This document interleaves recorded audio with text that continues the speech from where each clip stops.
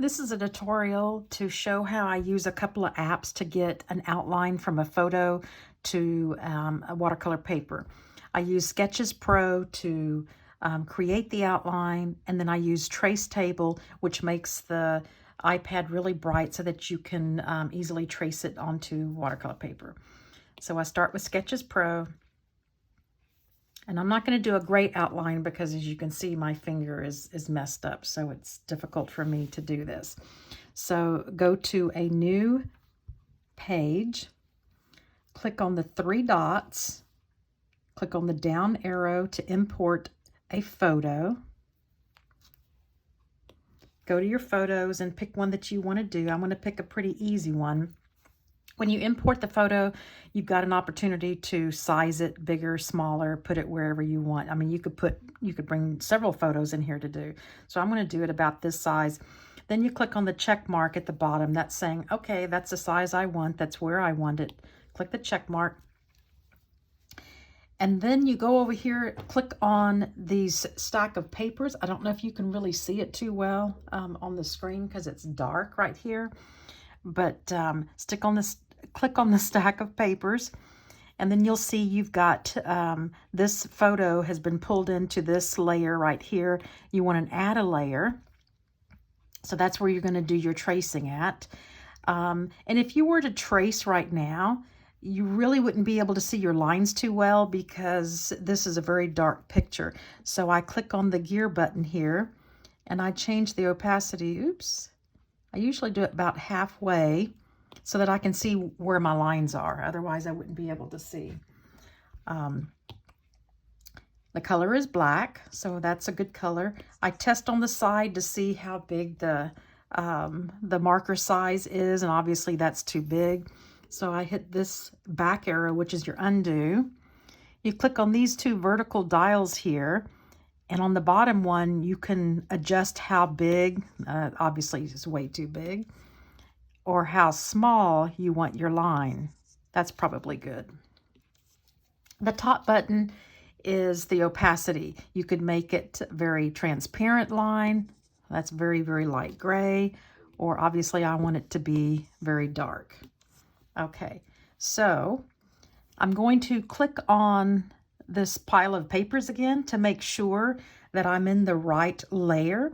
You'll see the colored line here will let you know which layer you're in. When you want to switch layers, let's add a couple of more. You can double click to go to that layer, and that's how you get there. So I've got a clean layer here, brand new. So obviously I'm not going to be able to draw too well because of my finger. But just to show you how this would go, I'm just tracing. This is so bad because I really don't have much control.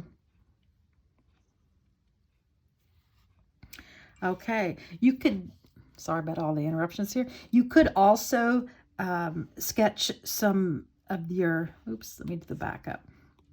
Some of the shading here so that I know that that needs to be dark. I usually don't do that. I just do the basic outlines, but you could do as much as you wanted.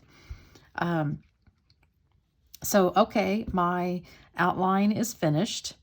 So I'm going to go to click on the stack of papers to look at the layers. And there's a little icon of an eyeball by each layer.